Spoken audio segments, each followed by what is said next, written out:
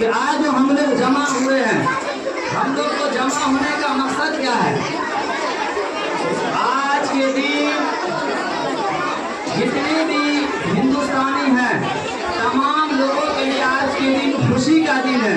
जब एक मजहब का पर्व होता है तो दूसरे मजहब के खुशी में शामिल नहीं होते हैं, लेकिन आज एक ऐसा त्यौहार है, ऐसा पर्व है जिसके अंदर ना हिंदू देखा जाता है, ना मुसलमान देखा जाता है, तमाम लोगों ने इसके अंदर हिस्सा लिया है।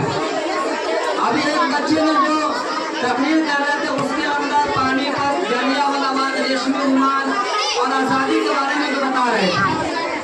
आज कुछ तारीखी चीज हम आप लोगों के सामने 2 मिनट में बयान करना चाह रहा हूँ, ताकि आप लोगों को ये समझ में आ जाए ये इलेक्शन जो हो रहा है, इलेक्शन क्यों कराया गया है और ये मुल्क का बंटवारा के लिए मतलब इसमें ज्यादा किसका हाथ है। और हम लोगों ने यहाँ के लोगों के मुख्तसर में बताना चाह रहे हैं ताकि आप लोगों को तारीख पता चल जाए।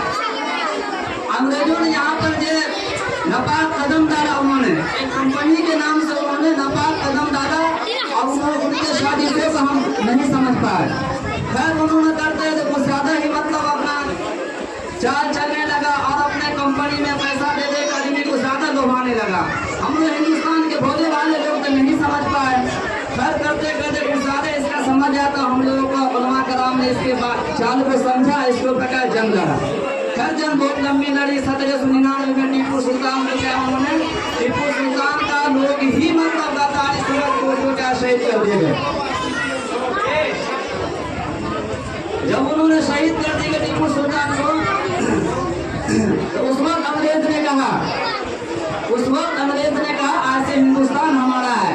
टीपू सुल्तान मरते मरते एक मैसेज दे गए थे कि गीदड़ की 100 दिन की जिंदगी, शेर की 1 दिन की जिंदगी से 1 दिन की जिंदगी बेहतर है उससे। फिर उसके बाद उन्होंने अपना काम ने उसके बाद जब लड़ते लड़ते आखिर में 1857 का जंग जो बहुत ही खतरनाक निकला हो। उस वक्त उन्होंने देखा ये तमाम लोग मिल चुके हैं और हमको फर्स्ट करने वाले हैं। तो अंग्रेजों ने इसको आपस में हिंदू मुसलमान को लड़ाने के लिए क्या करे, आटे के अंदर में सुअर और हड्डी को पीस कर उसमें डालने लगे, उसके देर के अंदर जड़ी बूटी मिलाने ताकि ये आपस में लड़ पड़े।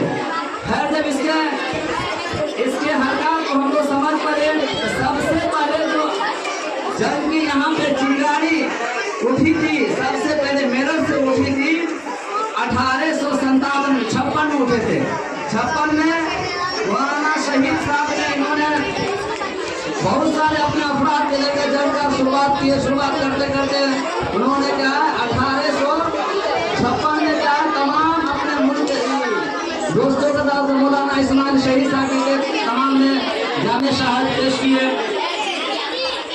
जब 1799 जब टीपू सुल्तान को उन्होंने शहीद कर दिया, शाह बहादुर साहब जफर का क्या है दिल्ली के अंदर हुकूमत थी।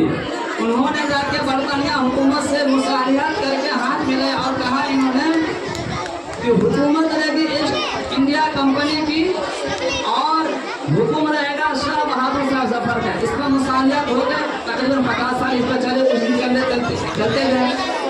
जब उन्होंने देखा कि अंग्रेज ज्यादा जुल्म जाति करे, जहाँ में कोई प्रोटेस्ट किया, जुलूस जलसा निकालते, सबको तोप से उड़ा देते थे, किसी को रहम नहीं क्या करते थे। तो सबसे पहले मेरठ के अंदर में वहाँ के कुछ उलमा कराम ने मिलकर और वहाँ के जेलों को घेर रहा है। घेर के अंदर 84 बड़े बड़े अफसर अंग्रेज को वहाँ उन्होंने जामे शहादत पेश कर दिया। उसमें क्या वहाँ पे शहीद कर दिया गया। और उसके बाद जो उन्होंने जब वहाँ से गया तो वहाँ के मेरठ के उलमा कराम ने जोश के साथ आया और दिल्ली के दारुल सल्तनत उन्होंने कब्जा कर लिया। अब अंग्रेज को क्या बुला गया, अब बोले अब हम क्या करें, या 1857 की बात में कर रहा हूँ। उन्होंने कहा अब मैं इस तरह मैं करूँ। वहाँ पे उस्ताद साहब आपको तमाम उलमा कराम ने मिले, उन्होंने कहा शहीद करने के बाद तो अंग्रेजों को जब पता चले कि इन्होंने क्या आप इसको कहा दारुल सल्तनत का कब्जा कर पंजाब और दूसरे ममालिक को देखना उसका फौज सबको दिल्ली मना लिया गया। और मनाने के बाद तमाम जितने जो उलमा कराम थे जहाँ मिले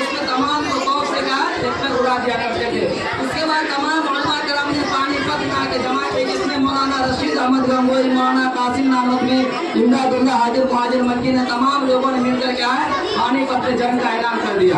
जब तमाम लोग वहाँ जमा हो गए और अंग्रेज का फौज जो है दिल्ली से क्या है पानीपत पहुँच चुका था। पहुंचने के बाद इन लोगों का तोप थे, गोला थे, हर चीज थे। 2 घंटा के अंदर पानीपत का पूरा नक्शा उन्होंने बदल दिया। उसमें मौलाना कासिम नानवी ने किसी के घर के अंदर में छुप कर 9 महीना छुपे रहे। मौलाना रशीद अहमद गंगोई को 9 महीना के लिए जेल हो गया। मौलाना इमदादुल्लाह हाजिर मक्की के मक्का से हिजरत कर गए। उस वक्त से जंग का सिलसिला बिल्कुल ही खत्म हो गया। अब सब तमाम की कमर टूट गई। अब जंग का बिल्कुल खत्म हो गया। तब 10 साल के बाद उलमा कराम ने सोचा कि अब दीन को कैसे बचाया जाए। दीन को बचाने के लिए अब अंग्रेज को भगाने का बिल्कुल जमाने खत्म हो गया। बात से दिमाग से बात निकल गई।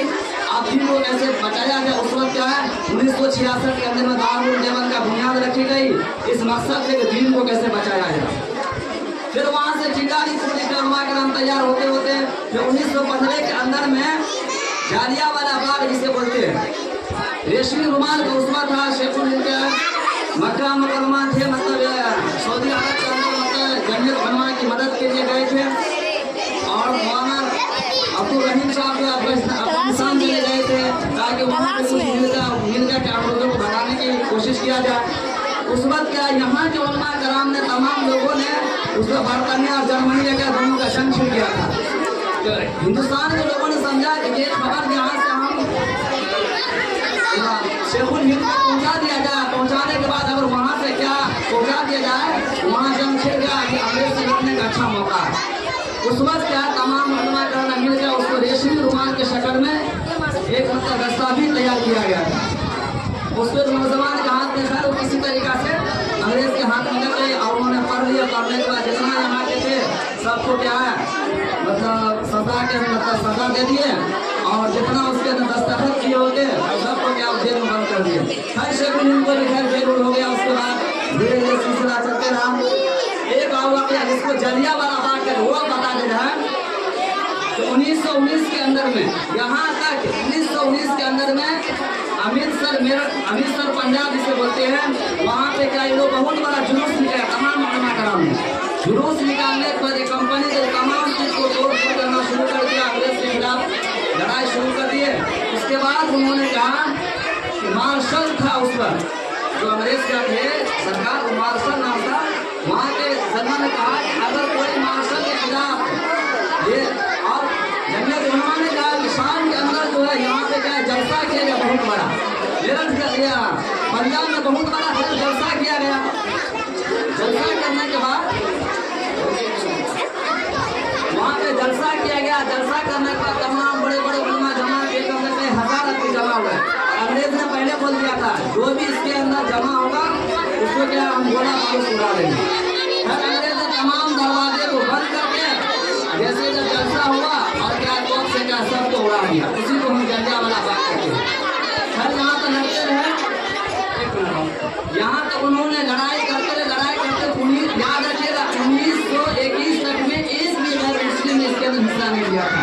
1921 के बाद तब गैर मुस्लिम ने तमाम हिस्सा लिया। अंग्रेज को चार्ज करने लगा उस पर क्या गांधी जी ने हमारा सवाल अब जो ये अंग्रेज समझा कि अब ये मेरे हाथ में नहीं आने वाले हैं। उन्होंने इलेक्शन का ऐलान कर दिया।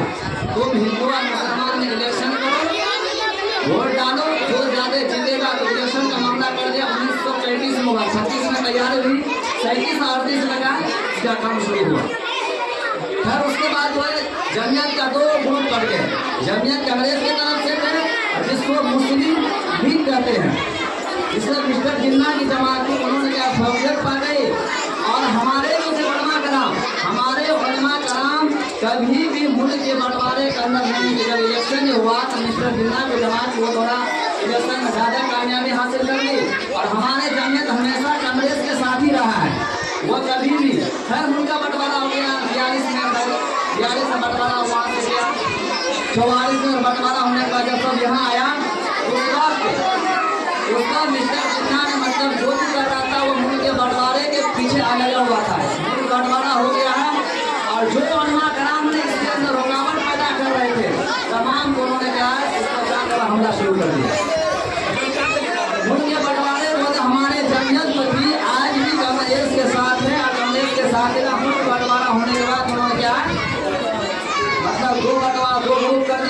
जो मुस्लिम लीग थी, मतलब मिस्टर जिन्ना है, वो पाकिस्तान चले गए, हम लोग जमिया के साथी रहे। हर अगली बड़ी बात इस तारीखी बात है जो आप लोगों के सामने हमने बताया, और वो मुख्तसर में इमाम का बयान करके और प्रोग्राम खत्म कर